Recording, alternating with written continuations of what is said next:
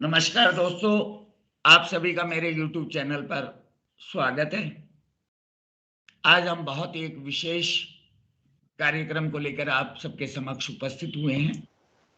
बिहार में जितनी तेजी से राजनीतिक घटनाक्रम बदलता जा रहा है, नीतीश कुमार ने आरजेडी के साथ छोड़ करके वापस बीजेपी का साथ ग्रहण कर लिया और नई सरकार बना ली। तो उसी पर हम चर्चा करने जा रहे हैं। हमारा आज का मुद्दा रहेगा नीतीश कांड, किसे नफा किसे नुकसान। नीतीश की जो रिलायबिलिटी घटी है पिछले 10 वर्षों में, अगर हम देखें तो जिस पार्टी के साथ, जिस गठबंधन के साथ मिलकर के ये चुनाव लड़ते हैं, चुनाव के बाद दूसरे गठबंधन में शामिल होकर के सरकार बनाते हैं। आज मैं अलग अलग चैनलों को देख रहा था, उसमें नीतीश कुमार के लिए पता नहीं क्या क्या कहा गया। प्रशांत किशोर जो मशहूर रणनीतिकार हैं, उन्होंने तो यहां तक कह दिया कि ये एक आत्मा है, नीतीश नश्वर है जो मिट नहीं सकती, इसको हमेशा सत्ता चाहिए। तो इसी विषय पर सबसे पहले मैं मुखातिब होता हूं डॉक्टर कविता गुप्ता से। कविता जी, क्या नीतीश को आपने अपने पाले में शामिल करके अपने पैरों में कुल्हाड़ी तो नहीं मार ली? सर, मुझे ऐसा नहीं लगता है, क्योंकि मेरे प्रधानमंत्री जी, मेरे माननीय प्रधानमंत्री जी श्री राम के वचनों पर चलते हैं और हमारे यहाँ श्री राम की एक बहुत ही सुंदर चौपाई है, शरणागत कहूं जे तजही निज अनहित अनुमानी ते नर पावर पाप में तिन्हीं विलोकत हानि। तो हमारी तो जो भी शरण में आता है उसे हम अपने साथ ले ही लेते हैं। मैं बीच में इंटरप्ट कर रहा हूं, माफी चाहूंगा। लोगों के दिमाग में ये धारणा है कि मोदी जी ने 2024 को देख करके नीतीश की शरण में जाना पसंद किया है। नीतीश आपके शरण में नहीं है। ये वाइस वर्सा है। देखिए, कभी भी कोई भी इस तरह का कार्य होता है तो वो राजनीतिक परिप्रेक्ष्य में दोनों के ही कंसेंट से होता है। तो ठीक है, नीतीश जी को हमने चुना है, लेकिन नीतीश जी ने हमें चुना है, ये उचित शब्द है। नहीं, ये तो आप अपनी सहूलियत के हिसाब से कह रहे हैं ना, लेकिन राजनीतिक परिप्रेक्ष्य में और राजनीतिक गलियारों में ये चर्चा बहुत जोरों से है कि बीजेपी का राम मुद्दा नहीं चल पाया, इसलिए उसने बिहार में ये कदम उठाया। नहीं, ऐसा बिल्कुल भी नहीं है। बिहार में हम पहले से ही अच्छा काम कर रहे हैं, लेकिन अब देखिए, नीतीश जी अगर ये इच्छा रखते थे, उनका जनाधार भी है, तो कोई भी चीज यदि पार्टी के लिए अच्छी है तो वो की ही जाएगी। और सबसे पहले तो देखिए, बिहार की जनता है, हमें तो बिहार की जनता के लिए अच्छा सोचना है, क्योंकि है तो वो ऑफकोर्स हमारी ही, हमारे देश में हमारा जो एक स्टेट है उसके हर एक व्यक्ति के लिए भी हमारा कर्तव्य पहले बनता है। तो अगर उनकी सहूलियत के अनुसार उनके चुने हुए बंदे को हम अपने साथ ले लेते हैं तो इसमें कोई बुराई की बात भी नहीं है। ओके। और वो भी उनकी खुद की इच्छा है, वो चाहते हैं ऐसा हो, नहीं तो हमारा जनाधार तो अपने आप में बहुत मजबूत है। अभी पिछले ही दिनों बिहार विधानसभा में नीतीश कुमार ने महिलाओं पर बहुत अभद्र टिप्पणी करी थी, जिस पर प्रधानमंत्री मोदी का भी बयान था कि इससे नीच और शर्मनाक बातें कोई भी नहीं कर सकता। तो क्या आप ऐसे व्यक्ति को फिर से गले लगा रहे हैं उसकी आलोचना करने के बावजूद? नहीं, उसको गले नहीं लगा रहे। देखिए, हर व्यक्ति में कुछ अच्छाइयां भी होती हैं, कुछ बुराइयां भी होती हैं, और हर सिक्के के दो पहलू होते हैं, देखने का नजरिया होता है उसको। देखिए, जो भाजपा की रीति नीति है वो उसको अपनाने को तैयार है, ना कि भाजपा नीतीश की रीति नीति अपनाने को तैयार है। तो उनकी जो गलत चीजें हैं उनको नहीं अपनाया जाएगा। लेकिन हाँ, ठीक है, अगर कहीं ना कहीं इससे बिहार की जनता को लाभ मिलता है कि नीतीश को अगर हम अपने साथ लेते हैं कार्य करने के लिए, तो देखिए, मैं एक ही बात कहूंगी कि आगे मुझे नहीं लगता नीतीश जी इस तरह की टिप्पणी कभी भी करेंगे। हाँ, अगर कोई गलती करता है, सुबह का भूला घर रात को वापस आता है, तो उसे भूला नहीं कहते। अगर वो इस चीज को मानते हैं, आगे नहीं करते हैं, तो फिर उसके बाद उस भूले को हम सजा न दें, यही एक महानता होती है। भाजपा की ऐसी क्या मजबूरी है कि शिंदे को महाराष्ट्र का मुख्यमंत्री बना दिया, जबकि उसके विधायकों की संख्या बहुत कम है?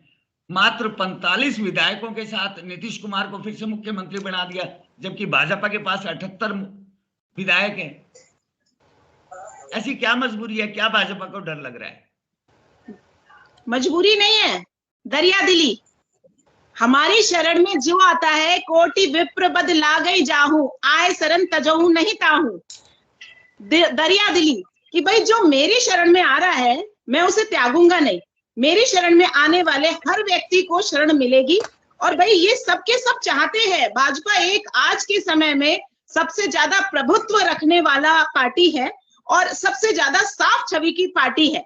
सभी भाजपा से जुड़कर अपने आप को पवित्र और बहुत ही अच्छी स्थिति में मानते हैं। तो सब हम भाजपाइयों को अप्रोच कर रहे हैं, सभी चाहते हैं हम भाजपा के संगठन के साथ जुड़े और अच्छा कार्य कर सकें, देश का विकास कर सकें, देश को आगे ले जा सकें और इस विकास की गंगा में हमारा भी योगदान हो।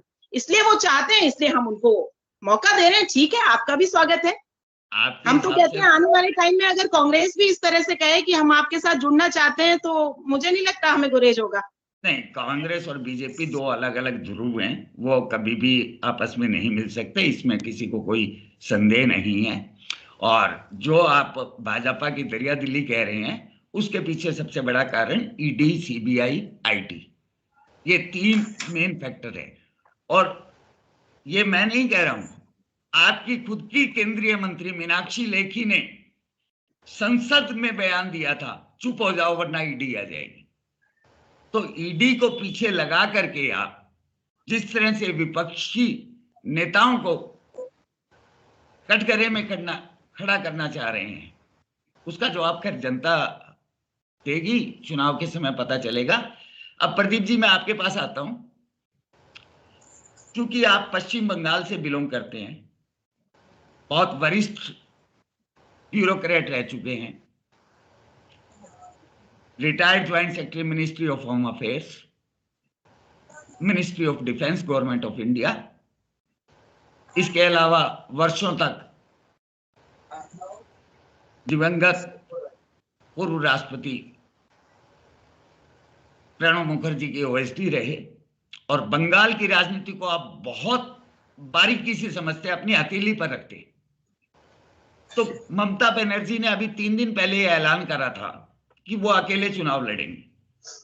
तो क्या इन दोनों को आपस में मिलाकर के देखा जाना चाहिए, जो बिहार में घटनाक्रम हुआ और बंगाल में जिस तरह से ममता बनर्जी का बयान आया राहुल की यात्रा से ठीक 1 दिन पहले? क्या कहना चाहेंगे सर आप? भरते जी, सबसे पहले तो मैं आपको बता दूं, मैं वेस्ट बंगाल को बिलोंग नहीं करता हूं, मैं यूपी को बिलोंग करता हूं। माफी चाहूंगा। बंगाल में मैं, क्योंकि मेरे बॉस थे और 15-20 साल मैं उनके साथ एसोसिएट रहा हूं, तो मैं सभी को पर्सनली जानता हूं। वहां बहुत क्लोजली ऑब्जर्व किया है। तो जो आपने बताया, जैसा मैंने पढ़ा है, मैं अभी राजनीति में कोई ज़्यादा मेरा उसमें इंटरफेरेंस नहीं है और ना ही मैं किसी से एसोसिएट करता हूँ राइट साइड लेफ्ट साइड क्या है। बट जो मैंने ऑब्जर्व किया है कि अभी नेगोशिएशंस चल रहे हैं, मतलब टीएमसी में और कांग्रेस में, उन्होंने क्लोज नहीं किया है। तो हर आदमी अपना प्रेशर दे करके अपने लिए मैक्सिमम सीट चाहेगा, कोई भी पार्टी होगी। अगर बीजेपी भी नेगोशिएट कर रही है, जैसे चिराग पासवान ने बोला हमको 6 वो चाहिए एमपी की सीट, वो प्रेशराइज करेंगे और अगर नहीं हुआ तो हम खेला कर देंगे 2025 के इलेक्शन में। तो वो तो सबका है। तो ऐसे तो आप देखेंगे कि वो सब टैक्टिक्स रहती हैं।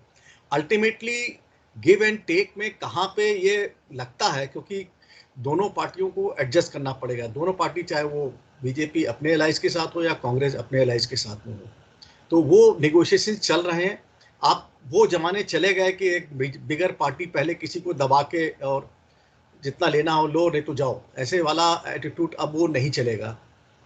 दोनों, BJP also knows and Congress also knows, तो दे हैव टू कॉम्प्रोमाइज कितना है वो अपने हिसाब से वो देख रहे हैं। तो ये हाँ, स्टेटमेंट जो दे रहे हैं वो just to, I think, bargaining करने के लिए या प्रेशराइज करने के लिए। एक बार ये जब क्लोज हो जाए नेगोशिएशंस, तभी हम लोग कुछ बोल पाएंगे कि हाँ ये ऐसा है। रही बात है कि स्टेटमेंट एक मौके पे दिया, जो वेस्ट बंगाल के डेवलपमेंट्स हैं और बिहार के डेवलपमेंट को एक साथ हम लोग नहीं कर सकते, इसलिए क्योंकि टीएमसी ने बीजेपी के साथ नहीं गए हैं। वो अभी भी इंडिया की ही बात कर रहे हैं, बल्कि वो लीडिंग में बात कर रहे हैं और ज़्यादा। वाइल नीतीश कुमार का था इंडिया को कंसेप्चुलाइज करके कोई कारणवश वो वहाँ से हट गए और अब बीजेपी के पास चले गए।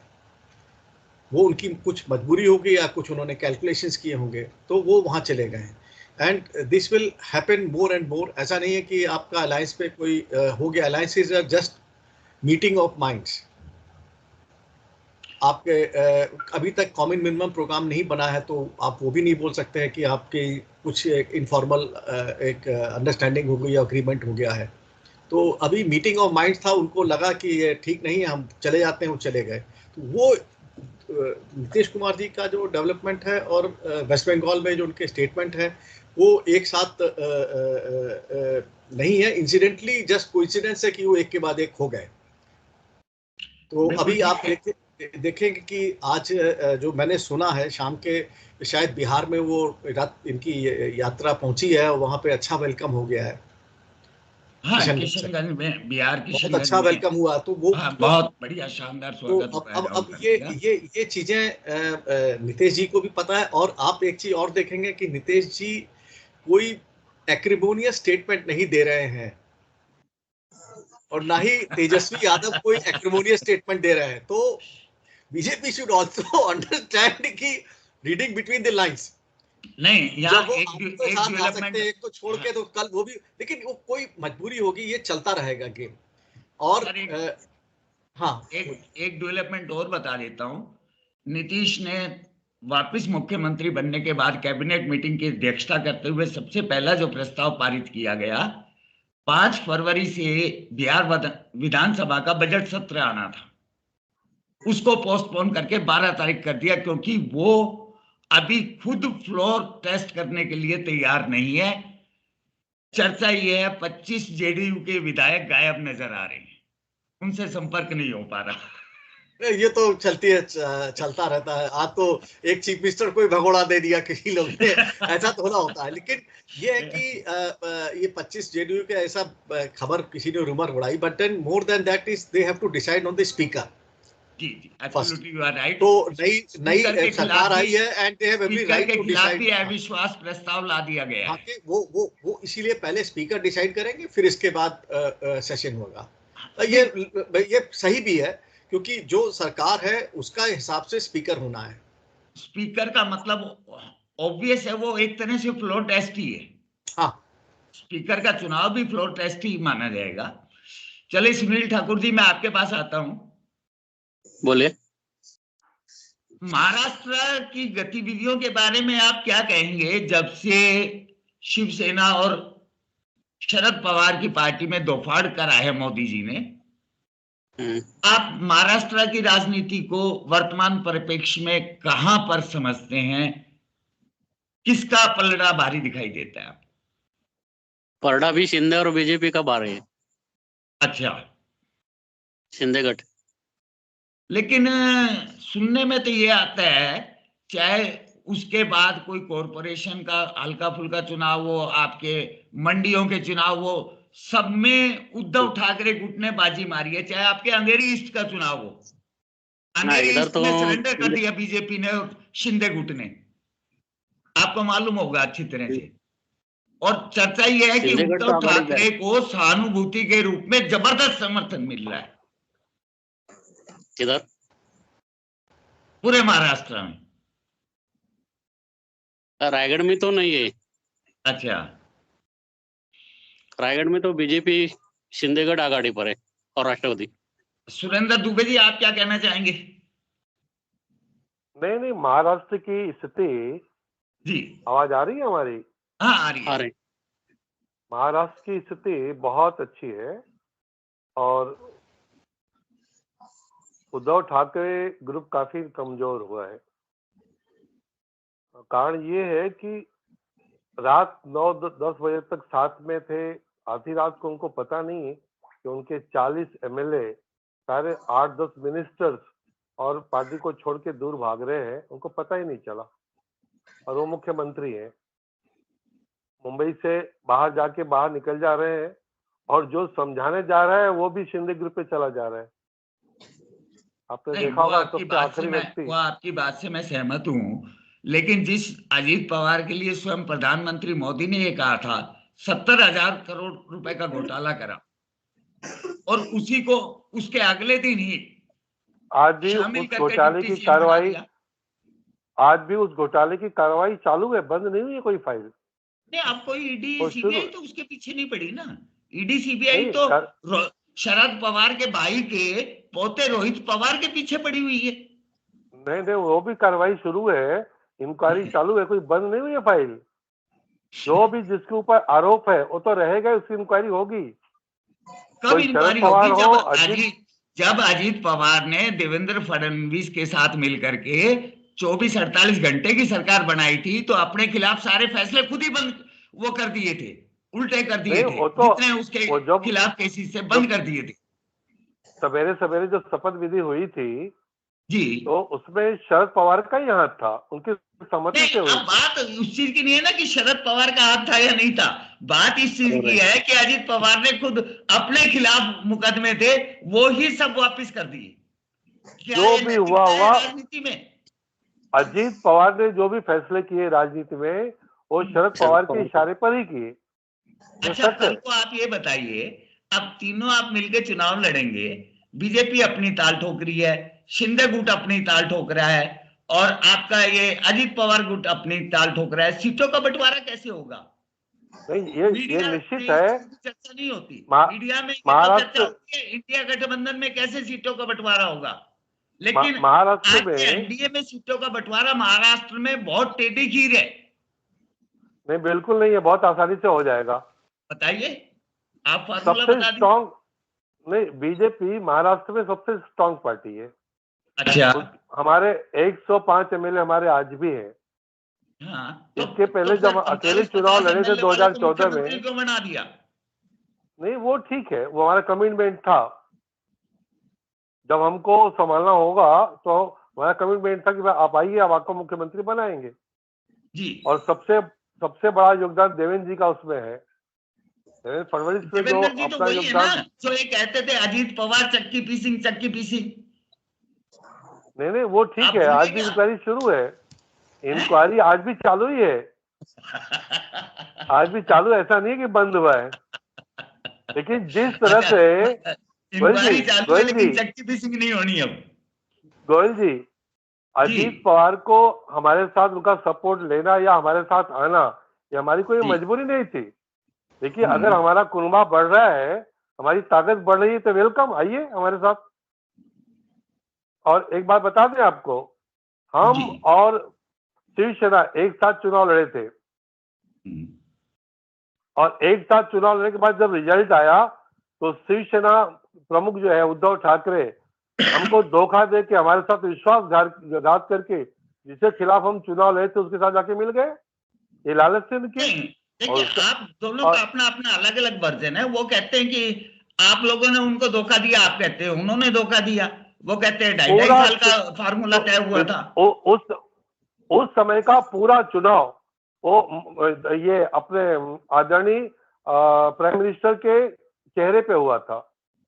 हर चुनाव महाराष्ट्र का, अगर उद्धव जी हर चुनाव में स्टेज से यही भाषण करते थे कि नरेंद्र मोदी जी के अगुवाई में हम काम करेंगे। और तो भी तब, इसके पहले भी जब हम गठबंधन में नहीं थे, हमारा अलायंस नहीं था, अकेले जब हम चुनाव लड़े थे, तो हमारी 122 एमएलए हमारे चुन के आए थे। शिवसेना के साथ गठबंधन हमारा नुकसान हुआ, हमने उनको संभाला कि चले, वर्षों से हमारी युति है, गठबंधन है, साथ में लेकर चले।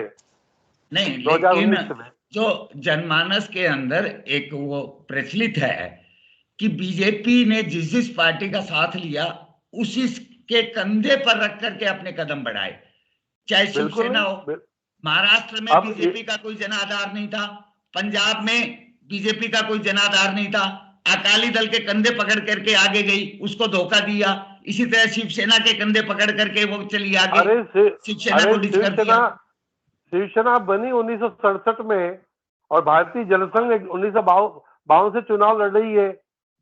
कोई हमारा उनका मेल है क्या?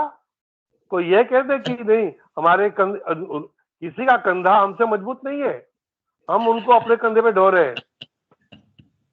सबसे मजबूत कंधा हमारा है इसमें महाराष्ट्र में। बहुत खूब। चलिए अब कविता जी फिर से आपकी तरफ मुखातिब होता हूँ। नहीं कविता जी, अपना क्या जिम्मेदारी कविता जी आपकी? जी सर। कविता जी बताइए, खुद ही बता दीजिए आपकी जिम्मेदारी क्या है पार्टी में?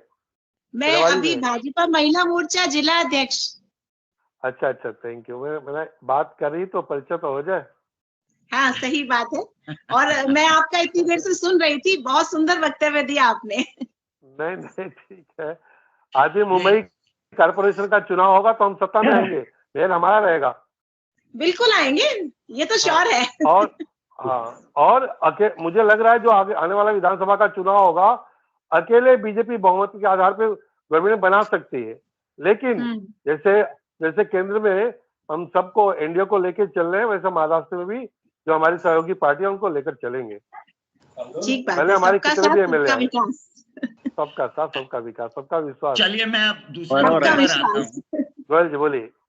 अभी ग्राम पंचायत में 6.5 कोटी का काम कर रहे हैं बीजेपी आमदार। अच्छा, हर गांव में। रायगढ़ से आप पंजाब की तरफ चलते हैं। बीजेपी वाले बड़े खुश हो रहे हैं कि भगवंत मान ने ये बयान दे दिया कि 13 सीटों पर आम आदमी पार्टी अकेले चुनाव लड़ेगी।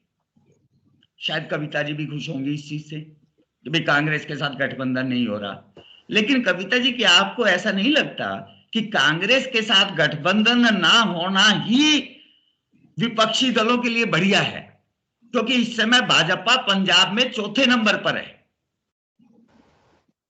वोट प्रतिशत के हिसाब से देखें तो वो उसका कुछ भी शेयर उसके पास नहीं है। और अगर आप और कांग्रेस दोनों साथ मिल जाती तो पूरी की पूरी अपोजिशन स्पेस बीजेपी को मिल जाती। तो ये तो मेरे ख्याल से इंडिया गठबंधन के लिए बहुत बढ़िया चीज है कि वे दोनों अलग अलग लड़ते। बताइए कविता जी। नहीं, आपकी बात से काफी हद तक मैं इत्तेफाक रखती हूँ, लेकिन एक बात मैं हमेशा से समझ के चलती हूँ, चाहे ये INDIA गठबंधन हो, चाहे ये अपने आप अकेले लड़े, भाजपा अपना एक अस्तित्व अपने स्थान पर रखती है। क्योंकि पिछले इलेक्शन में मैं वहां कन्वेंसिंग में भी थी, तो मैं वहां पर ज्यादातर जो मजदूर वर्ग के समाज थे उनके साथ में जुड़ी। वो आज भी बहुत तकलीफ में है और वो दिल से भाजपा के साथ जुड़कर काम करना चाहते हैं।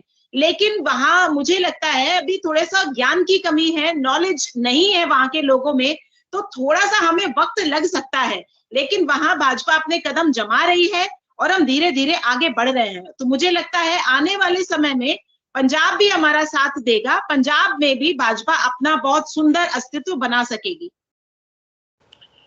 देखिए, ऑफ द रिकॉर्ड दिल्ली में मेरे कई बीजेपी के वरिष्ठ नेताओं से बात हुई है, नाम किसी का ले नहीं सकता, ऑफ द रिकॉर्ड बात है। सबने एक मत से स्वीकार किया कि पंजाब में एक भी सीट इस बार भाजपा को नहीं मिलने वाली है। किसी के कहने से अफवाहों पे विश्वास नहीं किया जाता है ना? ठीक है, आज की तारीख में पंजाब बहुत ज्यादा हम नहीं छू पाए हैं क्योंकि वहां की परिस्थितियां इस तरह की हमें नहीं मिल पाई अनुकूल, किंतु पंजाब का जो मजदूर वर्ग है, पंजाब का जो दबा कुचला समाज है, पंजाब की जो महिलाएं हैं, वो अब क्रांति लाने की तैयारी में हैं। तो मुझे ऐसा नहीं लगता है, क्योंकि पिछले 2-3 महीने मैं पंजाब में प्रवास करके आई थी, उस दौरान भी मैंने सबके मनों को पढ़ा था। तो जो परिस्थितियां वहां बदलती हुई दिख रही हैं, उनके अनुसार मैं तो व्यक्तिगत अपने अनुभव पर ही कह रही हूँ कि जो परिस्थितियां वहां बदल रही हैं, आने वाले समय में पंजाब में भी समझदारी भरी बातें होंगी और भाजपा अपना अच्छा श्रेष्ठ वहां भी कार्य देगी। चलिए गुप्ता जी, अब आपकी तरफ आता हूं। जिस तरह से रामलला का मुद्दा बुनाने की कोशिश बीजेपी ने की, भव्य प्राण प्रतिष्ठा पर कार्यक्रम आयोजन किया गया, लेकिन विडंबना ये रही कि चारों के चारों शंकराचार्य नहीं आए। दो ने तो प्रखर रूप से उसकी खिलाफत कर दी और कि बे अधूरा मंदिर है और ये हमारी परिपाटी के विपरीत है, हमारे संस्कारों के विपरीत है। तो क्या बीजेपी को ऐसा लगा कि राम मंदिर का मुद्दा चुनावी मुद्दा नहीं बनेगा, तब इस तरह के बिहार जैसे कार्यक्रम करने की कोशिश कर रही है बीजेपी? 400 पार का नारा लगा चुकी है बीजेपी। लेकिन हकीकत में अगर हम पॉलिटिकल एनालिस्ट्स की बात करें, चाहे वो प्रशांत किशोर हो, अशोक वानखेड़े हो, तो उन सबका मानना है कि आज की वर्तमान परिस्थितियों में 250 के आसपास भी नहीं जा रही है। आपका क्या आकलन है सर? भरते जी, सबसे पहले तो मैं बता दूं, मैं कोई फ्यूचरोलॉजिस्ट नहीं हूं, ना एस्ट्रोलॉजर हूं, बट जहां तक आपने रामलला की बताई, तो जो इस पूरे मूवमेंट को जो कंसेप्चुलाइज किया है और इस लेवल तक लेके आए कि मंदिर वहाँ बना है, ये बीजेपी को फुल क्रेडिट जाता है। इसमें अगर आप किसी शंकराचार्य पे भी छोड़ देते तो शायद ये कभी नहीं होता, नहीं जल्दी। और क्योंकि मैं अयोध्या से बहुत एसोसिएटेड रहा हूँ, और पता नहीं आप लोग कितना हैं, बट मेरी माता जी वहीं थी, उनकी देहांत भी वहीं हुआ है, हम लोग वहीं पे जाते हैं, हम लोग का वहाँ पे एक सेटअप भी है। तो अयोध्या की, जैसे आप इस समय माघ मेले का टाइम चल रहा है इलाहाबाद में, तो लाखों लोग आते हैं हर रोज, 1 लाख 1.5 लाख लोग माघ मेले में, और कुंभ मेले में यही नंबर बढ़ के कम से कम 10, 15, 20 लाख पर डे होता है, कभी कभी 1 करोड़ पहुंचता है। तो ये लोग क्या करते हैं, बहुत संपन्न नहीं होते हैं, बहुत सारे ज़्यादा पिलग्रिम्स जो होते हैं वो प्रयाग में जाएंगे, संगम पे नहाएंगे, वो अयोध्या जाएंगे, बनारस जाएंगे, और करके वो सोचते हैं उनका पूरा जो दुनिया भर का जो तीर्थ है वो हो गए पूरे। भाई उनकी अफोर्डेबिलिटी उतनी ही रहती है, बस में आए, बस यहाँ से वहाँ चली गई कर, तो वो पिलग्रिम्स तो उनके लिए अयोध्या में एक भव्य मंदिर बना, वो देखेंगे जरूर। तो रामलला का क्रेडिट बीजेपी छोड़ देती, ये तो एक मतलब इम्पॉसिबल है कि ऐसा नहीं होता। तो वो नहीं, पूरा बिल्कुल ठीक उन्होंने है। क्रेडिट लिया, और वो क्रेडिट को आरएसएस ने भी और बीजेपी ने भी अपना ये दिखाया कि हाँ ठीक है, हमने ये किया, क्योंकि 30-40 साल का ये पूरा जो मूवमेंट चला है, ये उनको पूरी तरह से वो उनके कब्जे में है, तो वो तो उन्होंने अपने हिसाब से किया। अब रही बात है जो नीतीश कुमार वाली जो बात है, 400 पार इज लिटिल टफ। हो सकता है उनको लगा है कि हाँ ठीक है, हमको और भी अलाइंसेस करने हैं, देखिए सारे अलाइंसेस कर ही रहे हैं, एनडीए को स्ट्रेंथन कर रहे हैं, और वो उनकी स्कीम में होगा, ये और भी चीजें होंगी आगे, आप देखिएगा। तो 400 पार में तो ये नहीं बोला ना कि हम और पार्टी को नहीं लेंगे, वो ले रहे हैं, और भी जो चीजें, और ये सब कोई बताएगा नहीं इंटरनल स्ट्रेटेजी।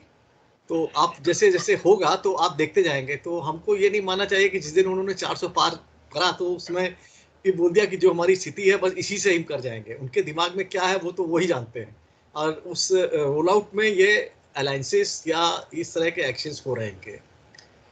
तो मैं तो यही समझता हूँ कि बिल्कुल यह ठीक कह रहे हैं। रामलला का जो है वो BJP will take the credit, and they are taking the credit. Definitely BJP deserves even as you told. और इससे पिछले वाली डिबेट में भी मैंने सरेआम ये बोला था कि बीजेपी इसके लिए क्रेडिट लेगी और वो पूरा ले सकती है, क्योंकि उसने ही राम मंदिर के लिए 91 में जो जिस तरह से लाल कृष्ण आडवाणी ने रथ यात्रा निकाली थी और बाबरी मस्जिद को ध्वस्त किया गया था, तो वो पूरा का पूरा श्रेय उसका बीजेपी को ही जाता है। इसमें कहने में रत्ती भर भी गुरेज नहीं किसी को होना चाहिए। लेकिन अब प्रश्न ये उठता है, मैं महाराष्ट्र की तरफ आता हूं, अंधेरी सीट पे बाई इलेक्शन हुआ था, बाद में बीजेपी ने और शिंदे गुट ने अपना कैंडिडेट विथड्रॉ कर लिया। कारण क्या रहा सुनील जी? मुझे बताना है। अंधेरी सीट पे बाई इलेक्शन हुआ था और मुझे बोलना है। आप बोल दीजिए दुबे जी। अच्छा। आप अंधेरी से बिलोंग करते हैं, आप बोल दीजिए। हाँ। बहुत बढ़िया।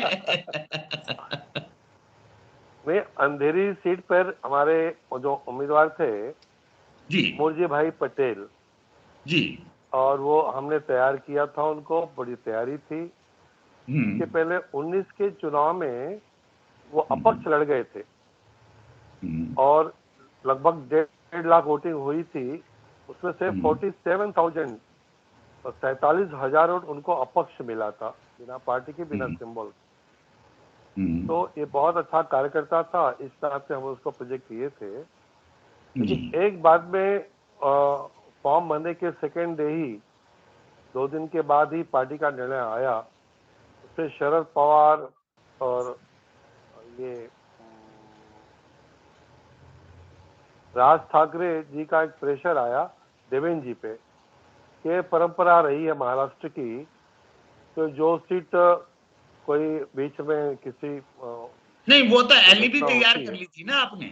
वो तो शरद नहीं, पवार सब से कल बात करके एलिबी तैयार करी, बचने का, निकलने का रास्ता खोजा नहीं, था नहीं, आपने, क्योंकि ऐसा आपको लग ऐसा रहा था नहीं कि था। आप चुनाव जीत ही नहीं सकते थे वहां पर। ऐसा मैं आपको बताऊं, फॉर्म जी भरने के लिए 10,000 लोग थे। भाई फॉर्म साहब, भरने अगर के लिए मूर्ति 10,000 पटेल लोग के थे तो पीछे फिर तो आपको चुनाव लड़ना चाहिए 10,000 था लोग ना। थे। मैं जी था उसमें, 10,000 लोग फॉर्म भरते समय थे, हम्म और हम निश्चित रूप से जीतते। लेकिन ठीक है, जो पार्टी का निर्णय आया उसको हमने मान्य किया। बहुत ही, बोलते हैं ना, बहुत ही हथेली दबा के, दिल दबा के हमने मान्य किया उसको। तो ये नहीं था कि हम सीट जीतने वाले नहीं थे। और जो आगे भी विभिन्न मंडियों के चुनाव हुए, उसमें जिस प्रकार से भाजपा को करारी हार मिली, उसके बारे में आप क्या कहाँ कहेंगे? पे, कहाँ पर? विभिन्न मंडियों के, नहीं नहीं, पूरे महाराष्ट्र में। सारी मंडियों सर, में उद्धव ठाकरे का दबदबा है। नहीं नहीं नहीं, बिल्कुल नहीं, बिल्कुल नहीं। किसने कहा आपको? बिल्कुल नहीं। ऐसा सबसे न्यूज बताती बड़ी है, आप और मैं थोड़ी उस चीज में हस्तक्षेप कर सकते हैं। सरपंच का चुनाव हुआ पूरे महाराष्ट्र में, जी नंबर 1 पर बीजेपी है, बीजेपी 1 नंबर। बाकी नंबर 1 पर है। पूरे महाराष्ट्र में चुनाव हुआ, नंबर 1 पर बीजेपी है। कैसे आप मान लें कि और आज भी हमने कहा ना आपको कि 122 एमएलए हमारे चुन के 14 में आए, 19 में 105 चुन के आए। हमारे सामने आज की तारीख में कोई नहीं है, अपने बल पे हम चुनाव जीत सकते पूरे महाराष्ट्र में। आप ईमानदारी से एक बात आप कह सकते हैं, 48 जी, लोकसभा में बीजेपी कितनी लोकसभा लड़ने जा रही है? देखो, पिछली बार 25 लड़ी थी जब शिवसेना हमारे साथ थी। जी 25 में 22 चुन के आए थे हम। अब इस बार कितनी लड़ने जा रही है 2024 में? नहीं, अब की बार हो जाएगा। सबसे बड़ी पार्टी के रूप में हम हैं, सबसे ज्यादा नहीं, सीट लड़ेंगे। पार्टी के रूप में आप हैं, निश्चित रूप से आप हैं, लेकिन कितनी सीटें आप प्रोजेक्ट कर रहे हैं कि कितनी सीटों पर अब हम लड़ेंगे, देखिए, अपने उम्मीदवार भाजपा के उतारेंगे? 12 एमपी शिंदे सेना के पास भी है। शिवसेना से जब टूट के आए हैं तो 12 एमपी भी है। उसमें से लगेगा कि कितना सीट देना, कितना नहीं देना। अजीत पवार को भी देना है, शिंदे साहब को भी देना है, शिंदे ग्रुप को भी देना है, तो तो सबको फिर संभाल भाजपा के लेकर कितनी चलना सीटों है। पर लड़ेगी? कम से कम 30 सीटों पे लड़ेगी मिनिमम। अच्छा, कम से कम 30 सीटों पर भाजपा कम लड़ेगी। से कम 30 सीटों पे लड़ेगी। मतलब और बाकी जितने 18 जितने सीटों में ज्यादा, सारे गठबंधन को निपटा देगी। नहीं, जितने नहीं, सारे गठबंधन क्या है, कौन? भाई दो अरे तो ये शिंदे आएंगे ग्रुप, और एक आध और भी आ सकते हैं। दो तो मेन है ही ना, एक अजीत आध, पवार और ये शिंदे। मुझे लगता है कि आपस में बहुत अच्छे तालमेल है, कोई दिक्कत नहीं होगी, कोई दिक्कत नहीं होगी। और रिजल्ट बहुत अच्छा आने वाला है, बहुत अच्छा माहौल है। आपने शिंदे गुट की तरफ आपने से बयान आया था कि कम से कम हमें 20 सीटें चाहिए। नहीं, ठीक है, देखिए, मांगने में बुराई नहीं है, आपस में मांगने में बुराई नहीं है। अरे अभी ममता दीदी ने कहा कि हम 2 से ज्यादा नहीं देंगे बंगाल में। नहीं देखिए, तो अगर ममता बैठेंगे तो तो बंगाल की शेर नहीं है। ममता तो नहीं, बंगाल की हम भी शेर नहीं है महाराष्ट्र वो के तो। शेर हैं, उसके लिए तो वाजिब है वो चीज। हम भी महाराष्ट्र के शेर हैं। लेकिन हमको शेर में किसी को डराना नहीं है, सबको साथ में लेकर चलना है।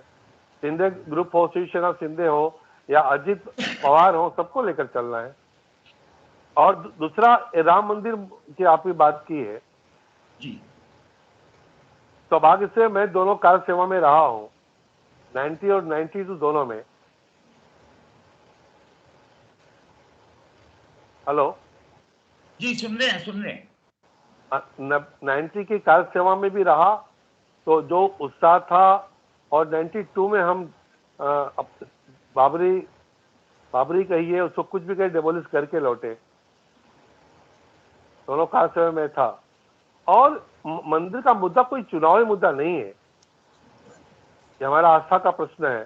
पूरा देश देख रहा है कि नहीं किसको समर्थन देना चाहिए, और रिपोर्ट भी आ रही है, सब सर्वे रिपोर्ट भी आ रही है।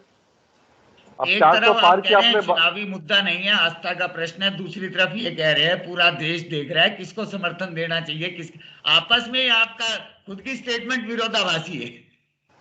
अभी हमारे प्राइम मिनिस्टर जी ने कहा पिछले वक्तव्य में कि ये हम कोई मंदिर मुद्दे पे कोई वोट मांगने वाले नहीं है। हमने जो पिछले 9-10 सालों में जो काम किया है वो हमारा आधार है, आगे चुनाव लड़ने का वो आधार रहेगा। आज तक तो उन्होंने पिछले 10 सालों की उपलब्धि गिनाई नहीं, कभी भी कोई प्रेस कॉन्फ्रेंस करके बहुत अपने 10 बार साल के अचीवमेंट के बारे में बोला नहीं। बहुत बार आज तक हमारे माननीय प्रधानमंत्री जी की हिम्मत नहीं हुई कि वो एक भी पीसी कर पाए।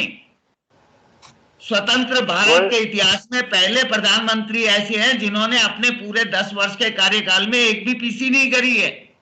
अरे पीसी करने वाले हमारे प्रवक्ता है ना, अपने पक्ष की बात रखने के लिए, अपनी पार्टी की बात रखने के लिए हमारे साथ अच्छे हमारे प्रवक्ता हैं, हमारे जैसे कार्यकर्ता हैं, बहुत सारे लोग हैं, हमारी बहन बेटी है, वो हम लोग हैं ना उसके लिए। हाँ बिल्कुल प्रधानमंत्री जी का कार्य जो है वो आप और आपकी बहन मिलकर के दोनों पूरा कर देंगे। बिल्कुल, हमारे से भाई बहन करोड़ों हैं, 10 करोड़ हमारी मेंबरशिप है देश में।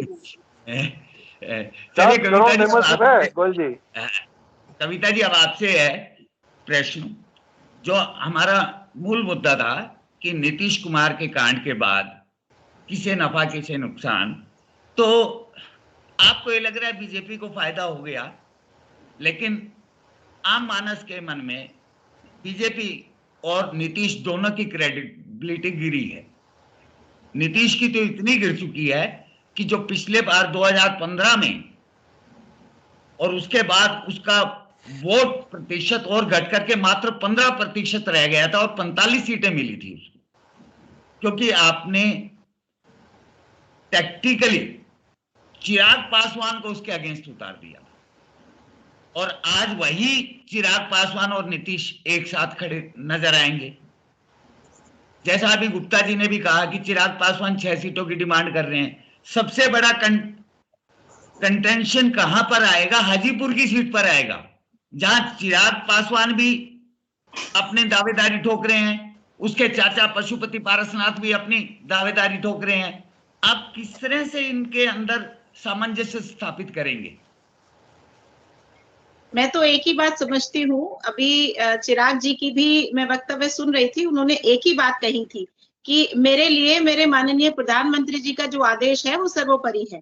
मैं पार्टी की रीति नीति के अनुसार चलता हूँ, भले ही मेरा व्यक्तिगत मतभेद या मनभेद थोड़ा है, लेकिन यदि पार्टी ने ये चुना है तो पार्टी के अनुसार मैं इस निर्णय के साथ हूँ। और ठीक है, सीएम नीतीश जी हैं तो उनके साथ में उन्हें कोई गुरेज नहीं है। और मैं एक ही बात जानती हूँ, हमारा भाजपा संगठन पे कार्य करता है और संगठन का एक एक सिपाही सिर्फ एक बात समझ के चलता है कि संगठन का जो नेतृत्व करने वाले हमारे माननीय प्रधानमंत्री जी हैं, वो जनहित का कार्य करने वाले हैं, देश हित का कार्य करने वाले हैं, बिहार हित का कार्य करने वाले हैं। तो वो जो भी करेंगे, जो भी निर्णय सबको देंगे, सब सहर्ष सामान्य उसको स्वीकार करेंगे।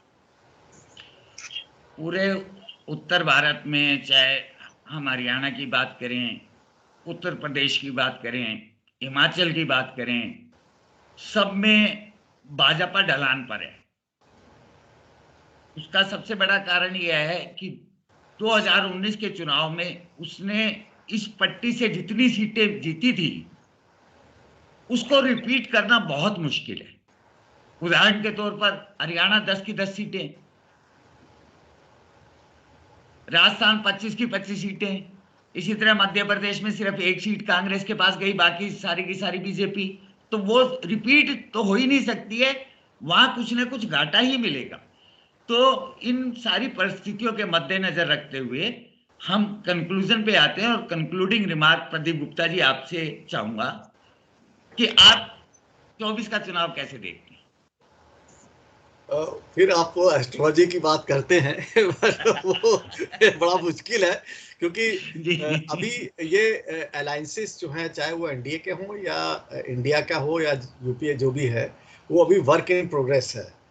ये फाइनल स्थिति निकलेगी 1-2 महीने के बाद, तब जरा जब एक्चुअल इलेक्शन अनाउंसमेंट हो जाएगा तभी पता लगेगा। बट देन जो आपने आकलन किया कि मैक्सिमम पहुंच चुका है, तो बीजेपी का तो अपना ये पूरा रहेगा कि यूपी में 80 की 80 सीटें नहीं है तो 75 सीटें हम पूरी ले जाएं। तो जहाँ पे स्क्वीज कर सकते हैं वो करेंगे सर्टेनली। तो ये जो हिंदी हार्टलैंड में जितनी सीटें आई थी वो तो रहेंगी, जहाँ पे कुछ कम ज़्यादा है वो भी वो चाहेंगे पूरा कर लें। साउथ में will be a big question mark, क्योंकि जब तक साउथ सामने इनके पास नहीं आएगा वो 400 पार जरा टफ रहेगा, क्योंकि नॉर्थ में सारी इतनी सीटें हैं नहीं। तो साउथ में इनको अगर खुद नहीं कर सकते हैं, जो बीजेपी के एक अच्छी टैक्टिक रही है कि मर्जर कर लें, नहीं है तो जॉइंट वेंचर कर लें या इस टाइप से, तो वो जैसे बिजनेस एम्पायर लोग करते हैं वो बिल्कुल परफेक्ट है इनका। तो वो हो सकता है कि कोई टाई अप करे साउथ में और ये अपना उसमें खींच करके ये पूरे नंबर्स लेके आए। ये ऑलरेडी वो दिख रहा है, बीजेपी एडजस्ट करने की कोशिश करेगी। अलायंस के लिए तो एनडीए अलायंस का तो 400 पार हो सकता है, बीजेपी का अकेले 400 पार वो जरा टफ है, ये जो मैं देखता हूँ। But then certainly 100% BJP is going to come to power. कितना तक जाते हैं वो is to be seen, majority रहेगी इनके पास जो अभी दिख रहा है, और Hindi heartland is purely in their hand, वो पूरा ऑलमोस्ट क्लियर है अभी से। चलिए, आप सभी पैनलिस्ट का आज की इस परिचर्चा में जुड़ने के लिए बहुत बहुत शुक्रिया। आज की चर्चा बहुत अच्छी रही, और जो भी रिजल्ट आएगा 2024 में वो वक्त बताएगा, वक्त ही इस चीज का परिणाम तय करेगा। आप सभी का एक बार फिर से बहुत बहुत धन्यवाद। Thank you very much. नमस्कार।